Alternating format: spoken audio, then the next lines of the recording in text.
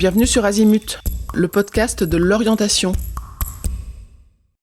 Merci. Bonjour Émilie. Bonjour Perrine. Alors, on se retrouve pour un nouvel épisode et aujourd'hui, l'idée c'est de trouver des astuces pour rester en forme tout au long de la journée.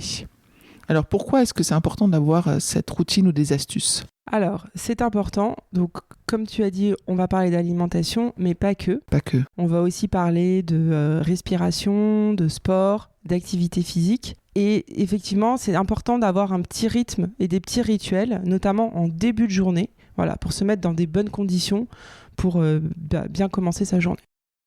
Ok. Alors, vas-y, on y va. Déjà, on commence par quoi ? Alors, au réveil, moi, le premier conseil que je donne et que j'essaye de m'appliquer à moi-même aussi, on ne commence pas la journée en regardant son téléphone. Souvent, on a le téléphone sur la table de nuit, donc on ouvre un œil. Souvent, on n'a même pas les yeux bien ouverts et on est déjà en train de regarder son téléphone. Donc moi, ce que je conseille, c'est avant de faire ça, on prépare un verre d'eau la veille qui sera posé sur la table de nuit. Et la première chose qu'on fait en se réveillant, on boit ce verre d'eau pour hydrater son corps, pour nettoyer un petit peu les organes qui ont bien travaillé pendant la nuit. Et puis pour commencer la journée par s'hydrater, parce que notre corps est composé en majorité d'eau, donc c'est vraiment important. Ensuite, alors on peut le faire avant le verre d'eau aussi, c'est s'étirer, prendre le temps en fait de se réveiller. Donc on s'étire comme un chat, on étire les bras, les jambes, et on se lève lentement. On se lève pas comme un ressort. Comme un ressort. On prend son temps, voilà, on prend le temps de réveiller son corps. Tu parles de respiration aussi à ce moment-là, Alors, c'est ça ? on se lève et puis on essaye de prendre un temps. Donc moi, je conseille de faire 3 respirations. 3 respirations, ça prend quelques secondes. Alors, on se met debout et on inspire, on fait ce qu'on appelle des respirations abdominales. Donc, on inspire en gonflant le ventre. Et on fait ça 3 fois. Donc on inspire, on gonfle bien son ventre, on se remplit d'air, on expire lentement et on recommence ça 3 ou 4 fois. Voilà, c'est pas longtemps, c'est pas un exercice de yoga ou de respiration très long, c'est juste 3-4 petites respirations pour se prendre soin de soi le matin et pas commencer sa journée comme tu disais tout à l'heure, comme un ressort. Je t'interromps avant de passer à l'astuce suivante. Est-ce que c'est bien de rester au lit, de remettre son réveil 4, 5, 6 fois, etc. Alors, ça dépend des personnes. Je pense qu'il n'y a pas de règle. Il y a des personnes qui entendent le réveil et qui se lèvent tout de suite, ou qui même se réveillent 5 minutes avant le réveil et qui vont se lever tout de suite. Et puis, tu en as d'autres qui vont remettre le réveil 2 fois, 3 fois, 4 fois. Franchement, il n'y a pas de règle. Chacun est fait différemment. Donc, ça dépend. Alors, on s'est levé, on a bu un verre d'eau, on a respiré. Ensuite, on passe à quoi ? Alors ensuite, on passe au petit déjeuner. Donc, on ne va pas le détailler ici parce qu'on a un épisode qui est dédié au petit déjeuner. Mais le petit déjeuner, c'est un repas qui est très important et il faut faire attention à ce qu'on mange au petit déjeuner. On se lave, l'hygiène est importante. Aussi. Donc, c'est intéressant de se laver le matin. Il y a des gens qui se lavent le soir, mais on utilise l'eau en naturopathie, l'eau chaude, l'eau froide.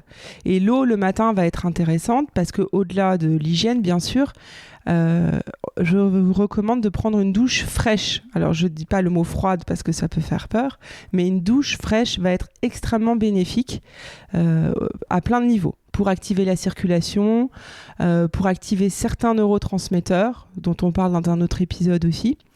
C'est bon pour la peau et surtout, ça donne beaucoup d'énergie et beaucoup de vitalité.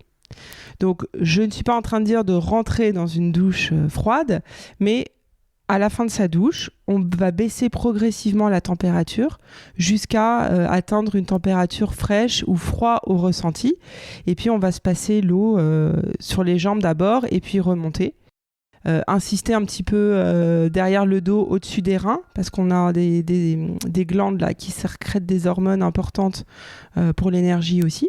Et puis, voilà, quelques minutes de cette douche fraîche va vraiment avoir des bénéfices en termes de vitalité, d'énergie, de réveil, beaucoup plus que de prendre des cafés pour se réveiller ou du guronzan pour avoir la pêche. C'est vraiment c'est quelque chose de très facile à mettre en place et c'est extrêmement bénéfique. Donc là, on a déjà 4 astuces. Donc on passe à un petit déjeuner énergique. A priori, on n'a pas de coup de barre, on n'a pas de coup de pompe. Voilà, donc si on fait tout ça, on est au top pour toute la matinée. Pas de coup de barre, on a de l'énergie, on est bien concentré, on est bien performant. Si on a respecté tout ça.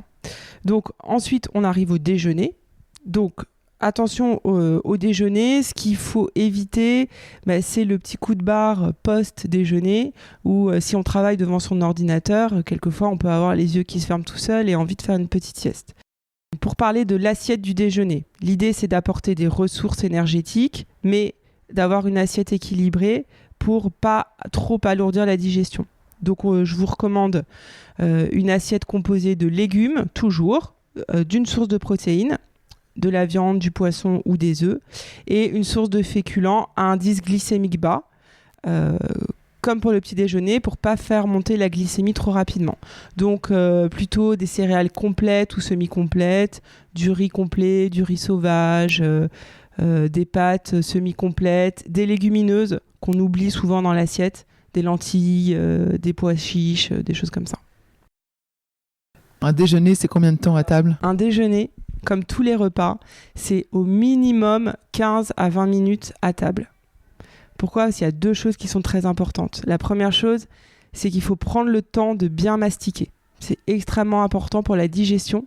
Et si on mastique bien, on va économiser ces organes digestifs qui vont devoir moins travailler. Ça, c'est la première chose. Et la deuxième chose, le message de satiété, il n'arrive qu'au bout de 15 à 20 minutes. Donc, si on avale son sandwich ou sa salade en 5 minutes devant son ordinateur, le cerveau, il n'aura pas eu son message de satiété. Donc, on va manger encore plus jusqu'à ce que ce message arrive. Et on va manger trop, en fait, et trop vite. Et après, on ne va pas être bien après le déjeuner. Alors justement, éventuellement, on arrive après le déjeuner et là, on se retrouve en situation un peu de somnolence ou de coup de barre. Qu'est-ce qu'on fait ? Alors, j'ai 2 solutions. La première, soit on sort, se promener. Donc, on va faire une petite marche. D'ailleurs, ça, même si on n'a pas le coup de barre, c'est intéressant de le faire. Faire une petite marche digestive 10 minutes avant de se remettre au travail. Ou deuxième option, on peut respirer l'huile essentielle de menthe poivrée qui va avoir un effet tonique assez immédiat. Donc on ouvre juste le bouchon, on respire 2, 3, 4 fois au flacon. On n'en met pas sur soi parce que ça peut brûler un petit peu comme c'est très mentholé.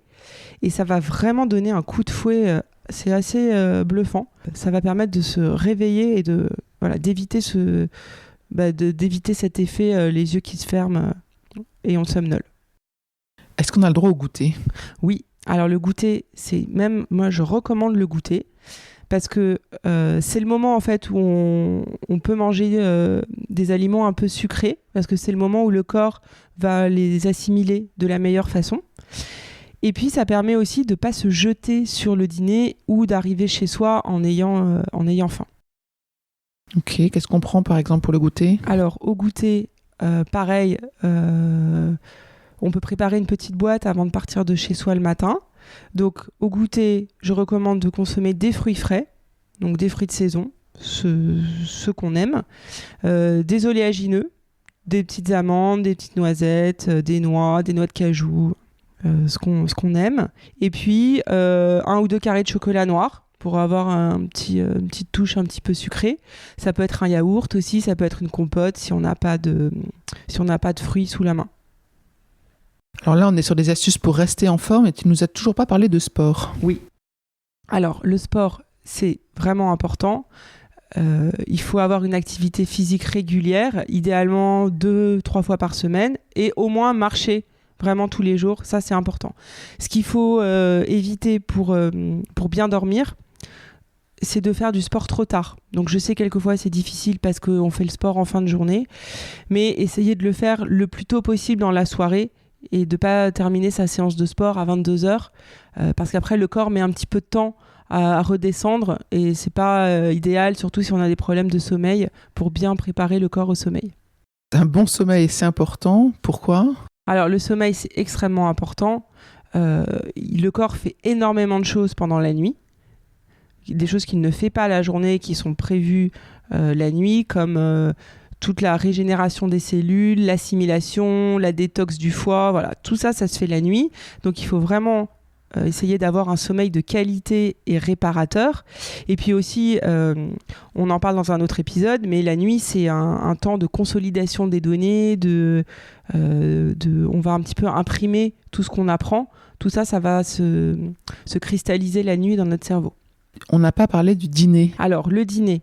Première règle, premier conseil, on essaye de pas dîner trop tard. Parce que comme je vous disais, la nuit, le corps doit faire certaines choses, mais c'est pas un temps de digestion, la nuit quand même.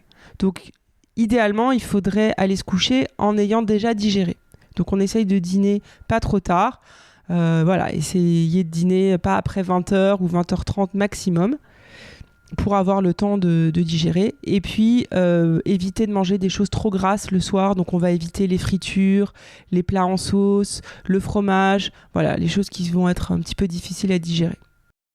Donc là, on a eu au moins 10 astuces pour rester en forme tout au long de la journée. Merci Émilie. Merci Perrine. Je vous retiens quelques instants de plus pour vous remercier de votre écoute fidèle. Les nombreux messages que vous nous envoyez nous touchent beaucoup et nous lisons toujours les avis que vous nous laissez sur Apple Podcast avec émotion. Si ce n'est pas encore fait, allez nous déposer 5 étoiles et rédiger votre commentaire sur Apple Podcast. Et sur Spotify, vous pouvez également vous abonner pour avoir les épisodes dès leur sortie. Et surtout, partagez l'existence du podcast autour de vous, parlez-en. Pour bénéficier d'une lecture d'épisodes par thématique, nous vous recommandons d'aller sur notre site azimut-podcast.com. Vous verrez, tout y est très bien classé. Je vous souhaite une bonne journée ou une bonne soirée et à bientôt sur Azimut.